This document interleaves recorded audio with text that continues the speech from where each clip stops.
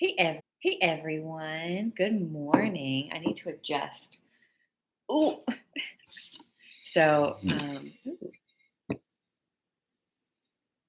this is my um, first time going live, which is a little, I'm not gonna lie, a little scary. And I say scary just because it's live and I can't use like the magic of editing. And so I don't love that, but that's all right. So I wanted to start doing these lives every Saturday morning. Now, I don't think it's going to be like every Saturday. I might need to take the glasses off for this. Ooh, sometimes it just feels good to take your glasses off, and I'm close enough that like I can see. So I wanted to wanted to do these every Saturday or almost every Saturday at 10 a.m. because one, I get up really early, so 10 a.m. is not too early for me, even on a Saturday. But two, um, I really want to what I want to do with Enneagram Fox. Like my goal, what has always been my goal, is to help people, just guide people to self awareness through the Enneagram, if that's what they choose. Um, so I've done it like two different times. I did a couple of team building activities and it was awesome. Like it's exactly what I wanted. And I was like, this is what I've been waiting for this whole time. Like for since what was it, July of 2020? Like that's what I've wanted to do with Enneagram Fox. So I got to do it. Um, and now what's hard is like I can't make you hire me. And so I've been thinking about like what can I do? What can I do to do what I want, even if I'm not getting hired? Sorry, I'm like trying to block this thing. I had like a sign, so I'm in my dining room, which has beautiful lighting right now. But I had this cute little sign up here, and I had like these were holding it up, and one of them fell off, and so I bought more. I just need to put them up. So, anyways, I'm trying to block it because it doesn't look really cute, and I'm not super in love with its background, but it's okay. This is my first time, so next time will be even better. That's what I'm telling myself.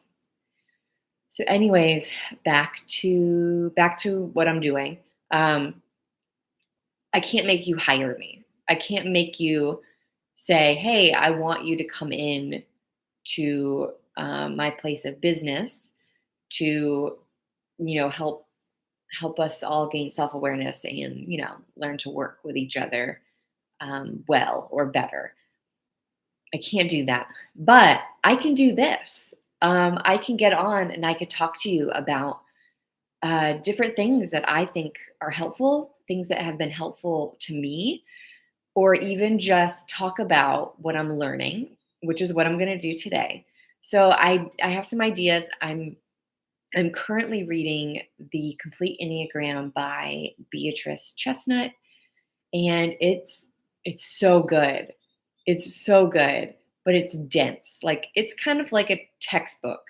It's the kind of book where you're either going to skim it and maybe not remember a whole lot, or you're going to take forever to read it. And I'm taking forever to read it because I like doing that. I like getting um, the full effect of whatever the book is that I'm reading. So I'm just thinking about sharing a little bit about it every week until I'm done. And then when I am done, I wanted to go through my journaling prompts for the week. Oh, and this is telling me something. Okay. Thanks, YouTube. We'll talk about it later.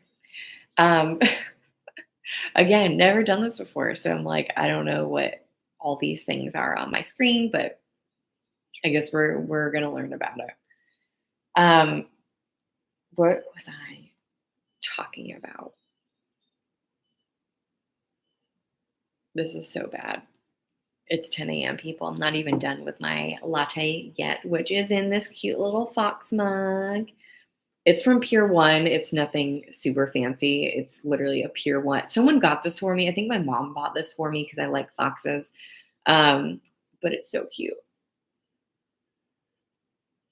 In fact, I might need to make some tea at some point during this video. Um, I know I still haven't even thought about what was I talking. It's fine. Oh yeah, what I was gonna do. Every Saturday, talk a little bit about what I'm learning in the complete Enneagram. When I'm done, I was gonna get my. I created like a 4 week like journaling prompts, 4 weeks of journaling prompts, and it's like 5 days a week for 4 weeks, and it just kind of takes you through the Enneagram. It's super basic, and it's supposed to be. I thought it'd be fun to go through it with whoever wants to be a part of it. And then hopefully do some live chatting on here. Like that would be really cool. And eventually, I would also like to do interviews because I am really interested in like how people use the Enneagram in their places of business. I think that would be really awesome. And that's actually something that I wanted to do today. I wanted to interview myself.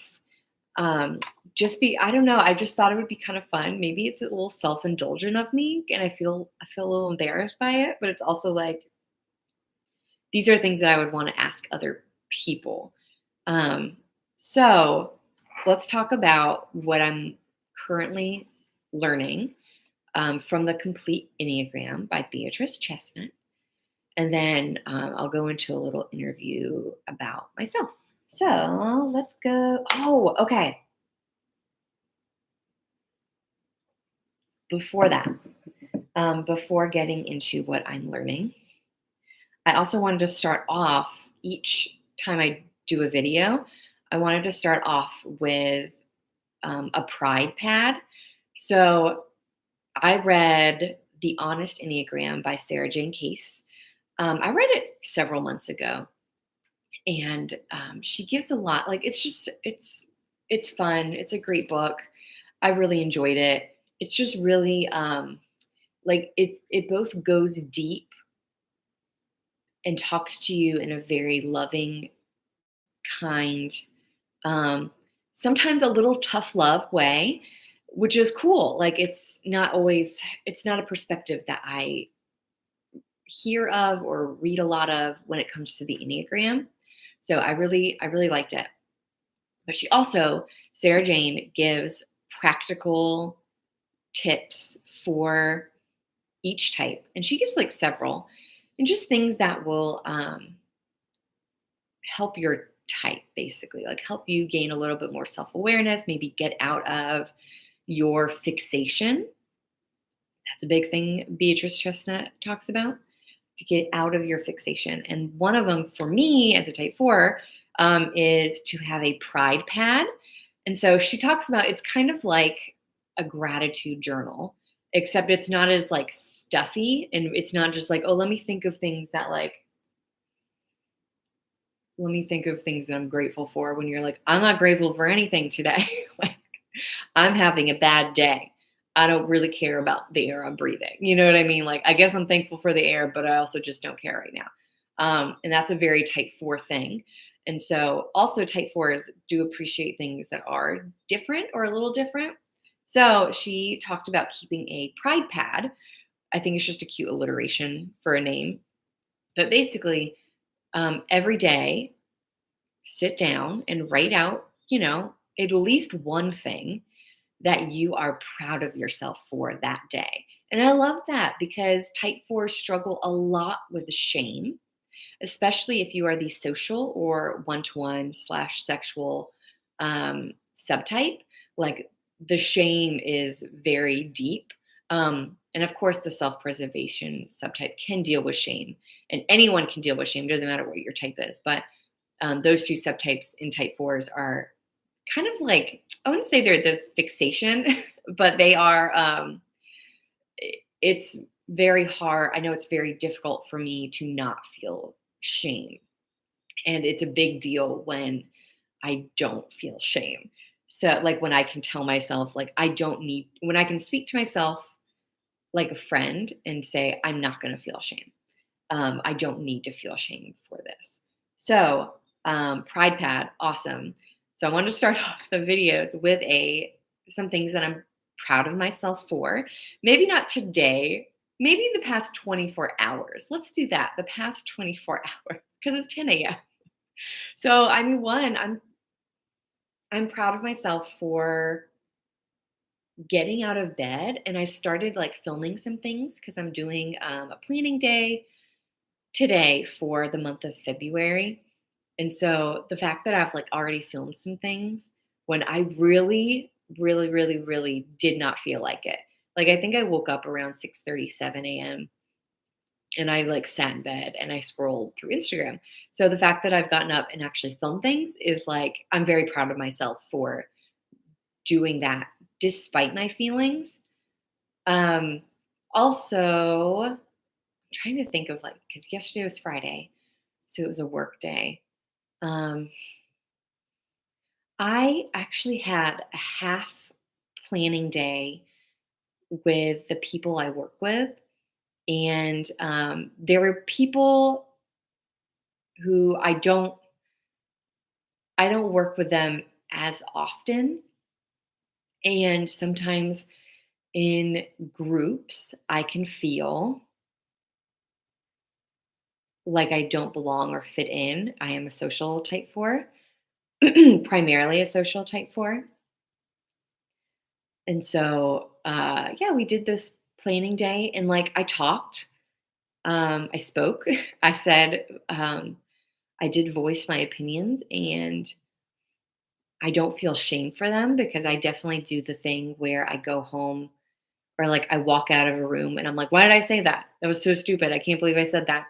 Um, I wouldn't say I love everything that I said, but I know that it's okay to feel frustrated and it's okay to express that. And I do think where I expressed it, um, was a good place to express it. It was definitely a safe place with those coworkers.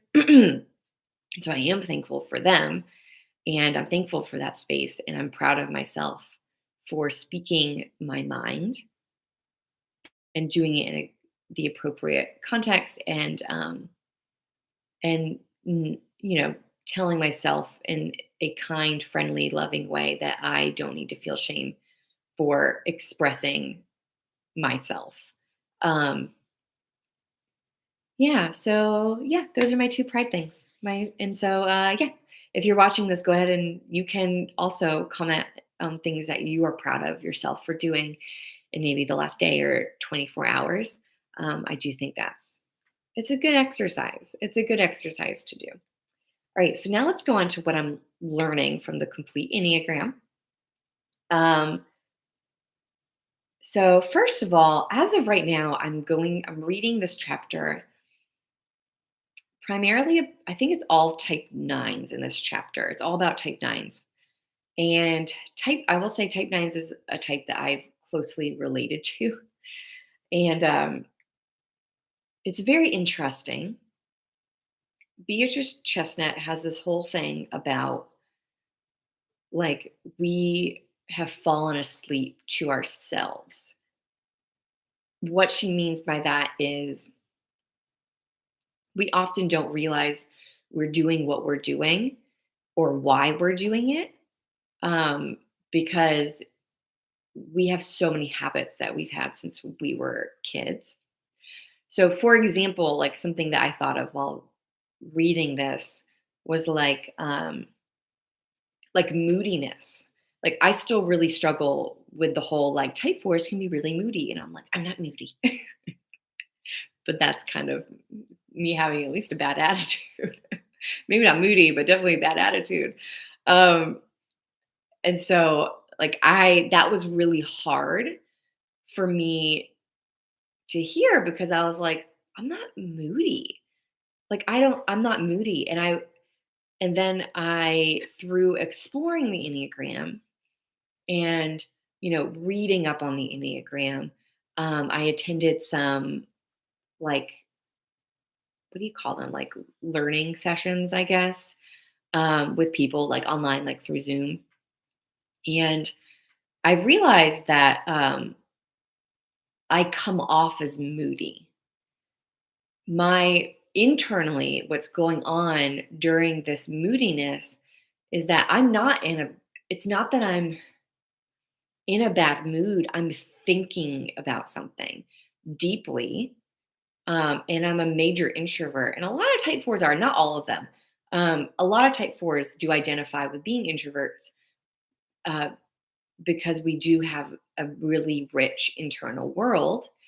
And so one of my pet peeves, and I realized this as an adult, but even before I learned about the Enneagram, was that I hate being interrupted. Like, I hate it when I'm talking, when I'm thinking about something. And as a teacher of second graders, that means they're 7 and 8 years old. It's really hard because, and I have to tell kids, like, just because I'm sitting at my desk and no one's in front of me, no one's reading to me, I'm not testing anyone. Just because that's happening doesn't mean I'm not busy. So please, even when you don't see anyone, just come up quietly and raise your hand. Like, I have this conversation multiple times every day. Which if you're a teacher or a parent, you totally know what that's like. Like, where you say it a million times and you're like, one day, maybe after the thousandth time, after 999 times, maybe they'll get it. So yeah, I hate being interrupted. And that does make me like, it does make me mad. Like, I hate when I'm in the middle of speaking and someone's like, excuse me. And you're like, excuse you, yes. Like, that's what I say. I wouldn't say that to someone because it is me. But that is what goes on. But my first reaction when I'm interrupted is to get mad because I'm like, I'm in the middle of thinking about something. Like, give me a second. Like, give me a minute. Like, can you quietly say, hey, when you have a second, I need to talk to you. Like, that's fine. Like, raise your hand or, talk to me as an adult would probably do. Adults probably would not raise their hand, which is fine. So the moodiness thing, like, I was really asleep to the fact that I came off as moody. I did not recognize it, and it was really hard for me to come to terms with it because that's not what's going on inside. Like, on the inside, I'm thinking really deeply about, um, I mean, and anything. It could be like I'm fantasizing about the outfit I'm going to wear tomorrow because I love clothes, or I'm, thinking about the book I just read that morning before work, or I'm thinking about how I need to go to the grocery store later, and I really can't wait to like make this really good soup later. Like, I could be thinking about anything, but when you interrupt me, it does makes me mad. And so I think people do perceive that as moodiness. Um, and maybe and in that moment, yeah, it is moodiness. Also, I think I've heard that, like, my quietness, like when I'm thinking in a deep in thought, people think I'm angry, or just being moody. Like, if I'm just sitting there and I'm like thinking and I'm not saying anything, people like think that I'm like mad or something. And that's 100%. Um, it's almost never true. I mean, yeah, sometimes, like, I've definitely, in meetings, you're just like, you're not happy, but you're not going to say anything because you're trying to be professional. Um, but yeah, just because I'm quiet doesn't mean I'm angry, or moody or anything, like anything negative. Like, I'm thinking maybe it's about what's going on. Maybe I'm checked out and thinking about something else. Um, so I was asleep. I was asleep to that perception or that tendency in me. Um, and I've had to learn how to either communicate, like, I'm not in the mood right now. Um, so just know I'm not mad. Like, I've told people before, hey, I'm not mad at you. I'm just mad at the situation. But yes, you can talk to me about whatever you need to talk to me about. Um, or I've just had to be like, hey, just if anyone, or if make sure you talk to people and say hi, good morning, just to show that you are not mad at them. You know what I mean? Like I've had to try to do little things to because now I am awake to that um, habit, I guess. Yeah, that habit in me. So I think that's really interesting. And I thought this was really interesting. It's represented, like being asleep is represented by the type 9, which I have like a really hard time with because a lot of the language, even though I'm loving this book, I think Chestnut is a fantastic writer. Um, and even like a great researcher. Like she's just really interesting. I don't know a whole lot about her, but I'm really enjoying this book. I just don't love the fact that we're saying the type 9 is representing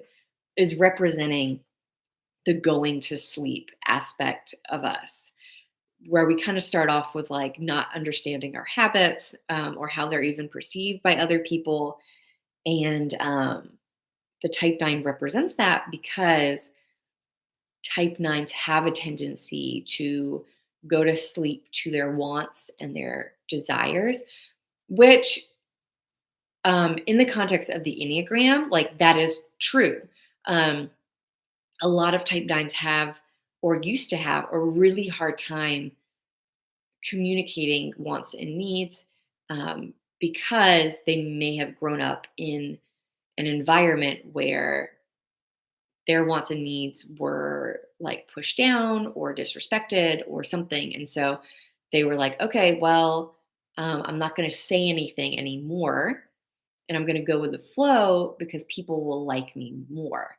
And they usually do because type 9s are generally really easygoing, fun, kind, non judgmental people, which is great. However, they just oftentimes I do have a hard time even figuring out what they want. It's not even an issue. Like after a while, the going to sleep it's not even an issue of like, I'm not communicating where I want to eat for dinner. It's like, I don't know where I want to eat for dinner because they just don't have an opinion. Um, and I think what I don't like about it is the idea that replacing it that there's a type that we're saying represents this going to sleep aspect because I do closely relate to a 9, so maybe that's why it hurts a little bit more. But the thing is, all types, all people experience this going to sleep thing. And Chestnut does bring that up before this chapter that I'm reading. Everyone goes to sleep. Like everyone has probably had someone come up to them and say, you come off as this. And you're like, what? Um, because you're asleep to your habit, because it's something you probably have done for many, many years. And maybe, whoever you grew up around just got used to it, or maybe it's something that they approved of, or, something you learned from them.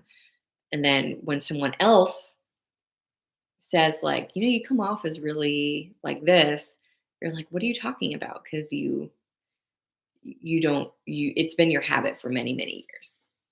So, anyways, I feel like I'm talking a lot, which is fine because it's a live video. Um, so yeah, I'm having a hard time. I'm in the middle of this chapter about type 9s, and I'm just having a hard time with kind of like because I know it's just the type 9 is just representing going to sleep. And Chestnut has already said, like, everyone experiences this going to sleep. It's not just a type 9 thing. But I don't really like that type 9s are being called out. Like, that's what it feels like. I don't know if that's what she's trying to do. I just feel like type 9s are really being called out, and I don't like that. So, yeah. So, well, I'm in the middle of the chapter right now. I think I have like 30 minutes. Like, I've probably finished the chapter today. We'll see how it ends. If there's anything new I can get from it. Also, I've read a lot about subtypes, which is so cool. I love subtypes. And I feel like this book really helped me understand why I prefer subtypes over wings because people love wings. I've heard that a lot from people, like, and I guess it's easier.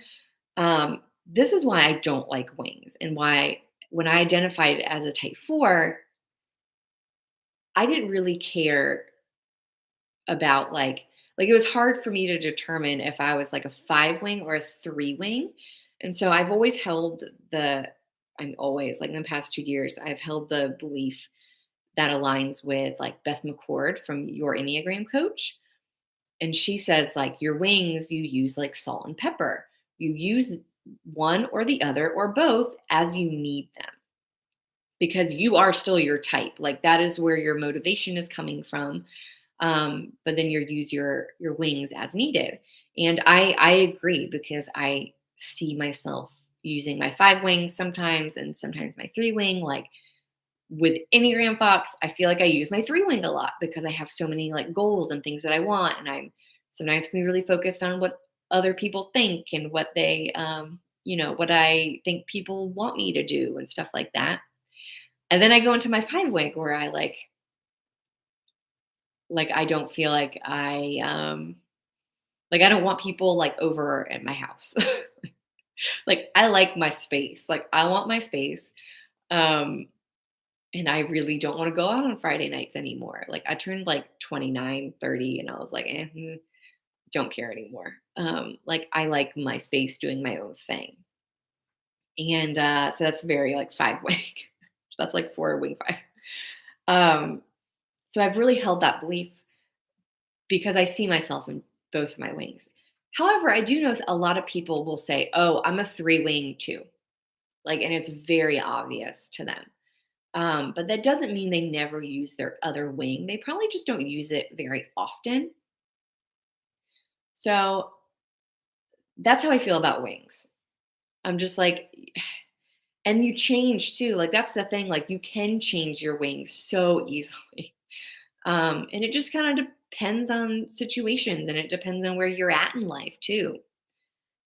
Subtypes, which again, like a wing, you change subtypes. And everyone has 3 subtypes. Each type has 3 subtypes. Um, and I definitely see myself in all 3, but knowing my subtype, like the one that I identify with the most, has been super helpful. And really has helped me like come awake to a lot of my habits. It's really come awake to my habits. Like my wings, not so much because it's just more like surface level from what I've seen. I haven't dug into wings more. Maybe I should. Um, but subtypes have been the most useful and helpful for me. So if you don't know, every type has 3 subtypes: the social, the self-preservation, and the sexual or one-to-one subtype. We say sex sometimes we say one-to-one instead of sexual just because sexual just sounds so like really a little racy and it's not. Like it doesn't have to be. It just means you thrive in one-to-one like relationships or connections.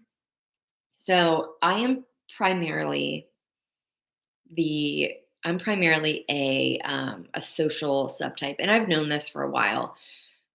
Um, Also, let me back up a second. You have those 3 subtypes. However, one of them, and it's different for all the types, one of them is called like a counterphobic subtype.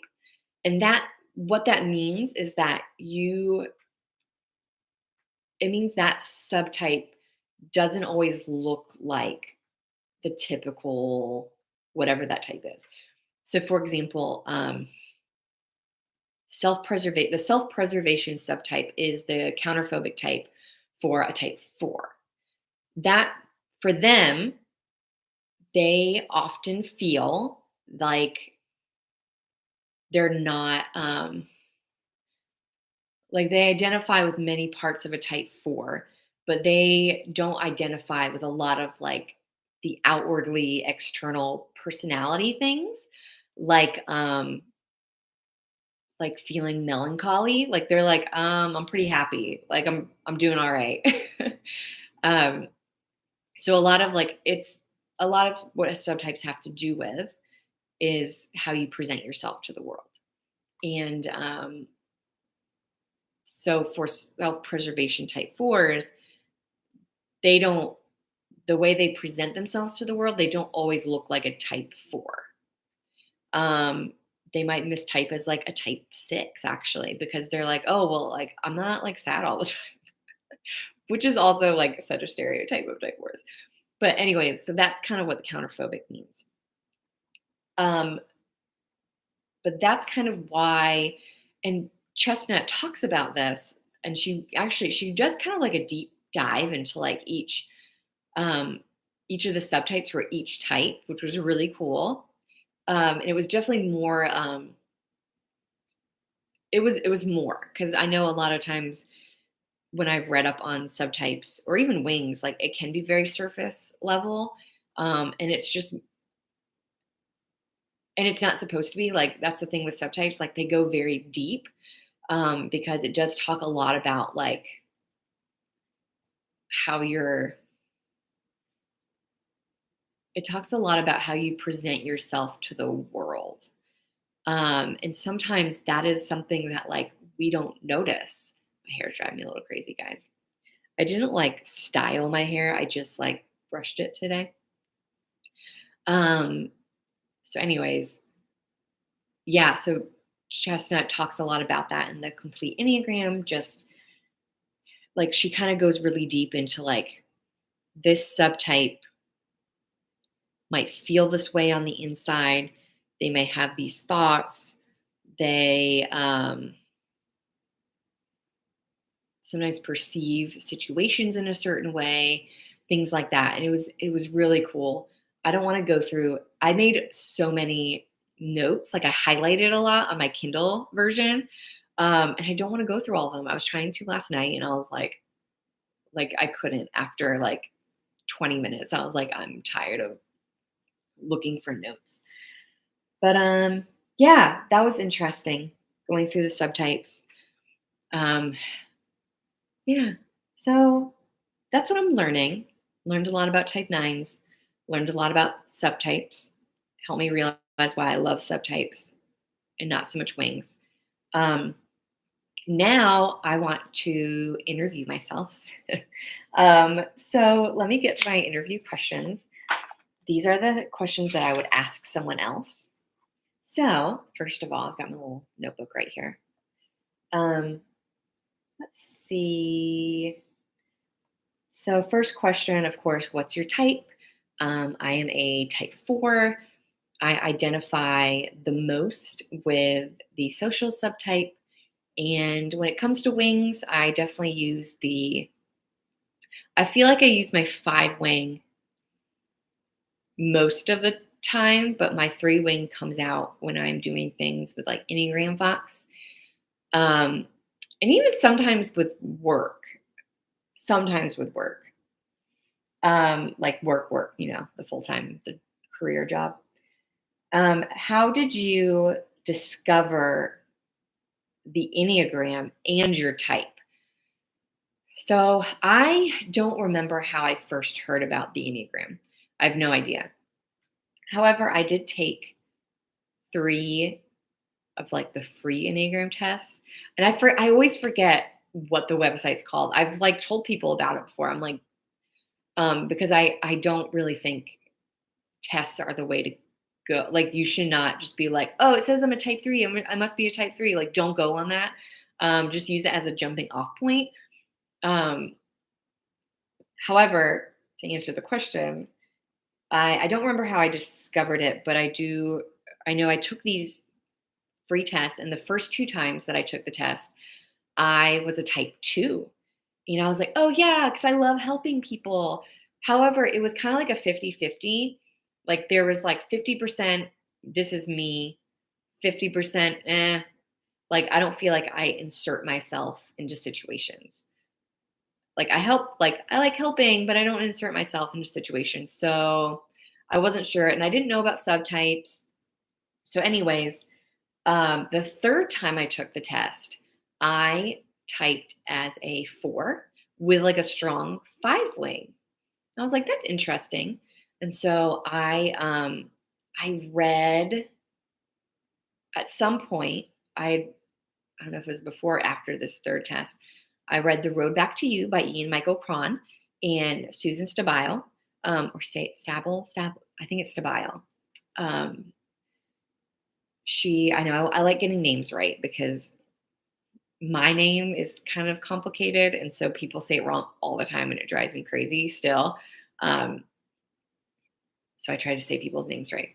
But anyways, I read the book, read about type twos, definitely had the like 50-50 feelings about it. And then I decided, let me read about type fours. And at the beginning of each chapter, there's a list of like common behaviors or typical behaviors of that type. There's like, I mean, let's say there's something like 20, 24 of them. And I think there's all but 2 of them that I related to. So if there was 20 of them, I related to 18 of them. And I was like, oh, and like felt embarrassed when I read them. And like some of them I laughed at, but some of them I cringed. And some I was like, I don't even want to admit that this is true. Things like, oh, like I enjoy being melancholy. Like I do. Like I like being sad. And I think another one that I really liked was I can spot like a phony from a mile away. And I was like, yeah, no, I feel like sometimes I'm the crazy person in the room. And I'm like, does no one know that this person is not a nice person? Like we all like this person, but like you like this person, everyone likes this person except me. Like, does no one see it? Like I can, I can think of 2 situations where that happened where I was like, I don't get what everyone likes this person because they're not a nice person. Anyways, um, and again, I'm a little embarrassed by that, but it's true. Like I can spot someone who is totally fake from a mile away. Um, so yeah, so that's how reading through that book and then reading that chapter on type fours from The Road Back to You, that was the most helpful thing I've done. And so I always recommend that book to people who are starting an Enneagram journey. It puts everything into really just simple terms. So next question, what interests you about the Enneagram? So initially it was definitely just like learning about myself. Um, but now what it's quickly evolved into is learning about like why I do what I do, learning about why other people do what they do, learning about like soul child theory, which I want to look more into, as well as childhood messages, what we were what we were communicated as a kid. um, and even I heard about this from like it was a video, like a learning thing. It was a conference. I can't think words. I can't think of words. Um, I went to a conference where someone talked about each type's common relationship with their primary caregivers when they were growing up. It was fascinating. I need to know more about it. I love learning why you do what you do. Um, that really helps you wake up, as Beatrice Chestnut would say. How do you use the Enneagram in your life? I definitely use the Enneagram. I use it at work. I've used it with family members and even in my relationship with my partner. Um, there's a lot of there's a lot of things I've gone to sleep to. Like a lot of type fours have a push-pull dynamic. And so I've tried to not do that. And when I feel myself doing it, I try to figure out, well, why am I doing that? What can I do? What can I do about it? That's a healthy thing to do. And then talk to myself like a friend would talk to me, like with a very loving and honest and direct voice. So what do you do I am a second grade teacher. I don't know what else to say about that. That's what I do. And sometimes I use the Enneagram while I'm teaching. Not so much with kids. I've told someone asked me about that once in a team building exercise. Like someone asked, like, would you use this with your kids? And I said no, because oftentimes kids, um, I don't know what age this would stop, like, or what would be typical, but with such young kids, they often mimic what they see or they rebel against it. So it doesn't really indicate their personality. And their personality is still growing. I know some people will say, like, once kids are like teenagers, like about 16, um, that's a good time to introduce the Enneagram. And I kind of sort of agree. I do think it needs to be held loosely because you're still not finished developing when you're 16. Your brain is still growing. You're you're still learning a lot. And like, I mean, I know like who I was when I was 16 versus who I was when I was 26, or even who I was when I was 20 was like so vastly different. And so I don't think you can't learn about it as a teenager, but like, just I think it needs to be held loosely and just understand that like you might change. Like you might realize like, oh no, I'm this. You might come awake to yourself, you know? Um, so yeah, definitely when kids are in elementary school, which is like up to usually like age 11, I think that's when like fifth graders can are up to 11 years old. And then when you turn 12 in like sixth grade, when they're in middle school, for us at least, that's how schools work. Those are the ages. But yeah, when they're young, no, it's bad. Like I do not agree. I don't even think you should be putting any kind of label on a kid because they are growing and they are changing. And I know I have students who, and if you're a teacher, maybe even a parent, like you know what this is like there are kids who are just maybe really quiet. And so you think one thing about them, and then when they talk, you're like, oh, they're totally different than who I thought they were. So stay away from the Enneagram when it comes to kids. But with my coworkers, yes, I use the Enneagram all the time. And so, what do you do? This is the last question. What do you do to grow as a human being? Um, so, to grow on the inside and to grow who I am, um, I I try to use the Enneagram as a tool when I'm feeling stressed, um, or in a bad mood, um, or when there is conflict.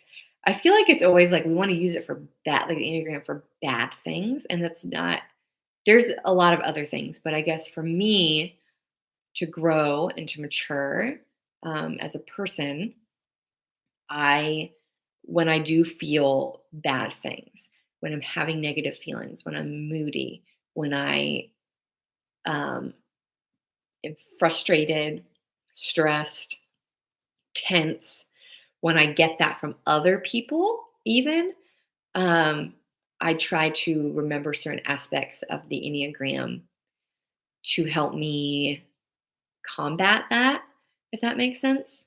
So, like, when it comes to other people, like, I've definitely been in, I think we've all been like this. Like, we've been in those rooms where, like, maybe people are really tense for whatever reason. Maybe people start arguing with each other. Been there.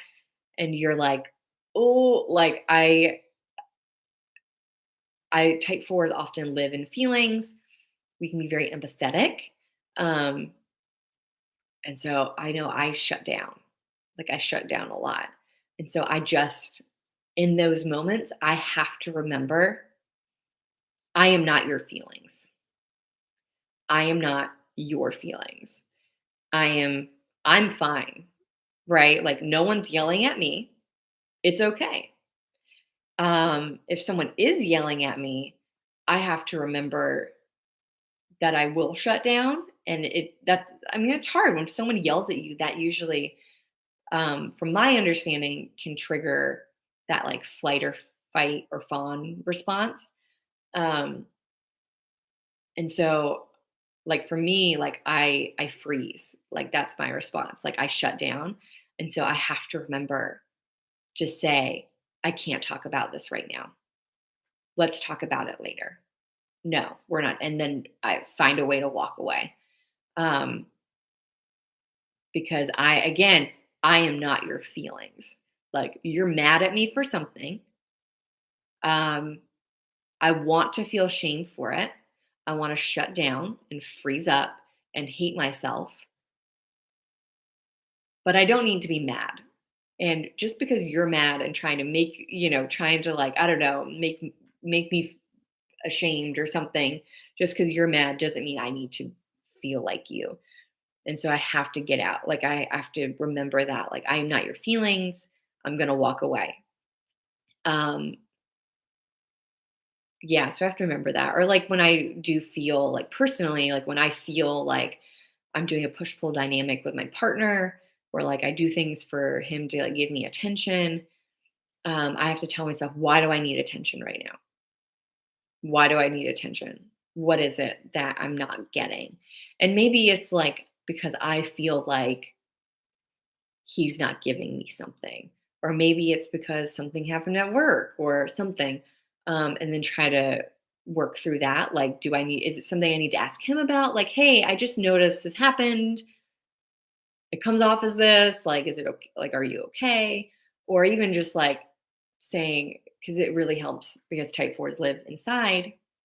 Also, my partner's a type five. He also lives inside his head a lot.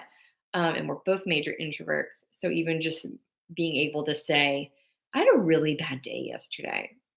I'm kind of not feeling fantastic.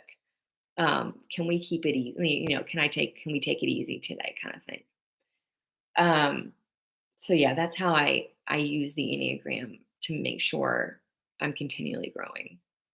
That's a really long answer.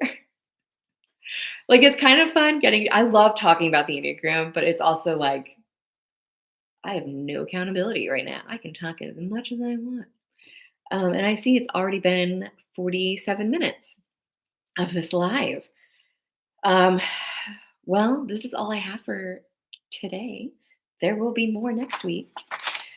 Um, I wanted to say next week, 10 a.m., I'm planning on doing this again, talking more about what I'm learning, go through my Pride Pad, things like that. Um, and yeah, I think that's kind of it for the future. I do want to let you guys know at the top of my YouTube page, at the very top, is my Buy Me a Coffee page. And so if you did like this video, if you want to support me and help me maybe make these videos better, like get better sound and lighting and um, video quality and things like that, please consider buying me a coffee. Um, that would be awesome. And yeah, I'm excited to continue to do things like this. And yeah, like, subscribe, and I'll see you all next week. Bye.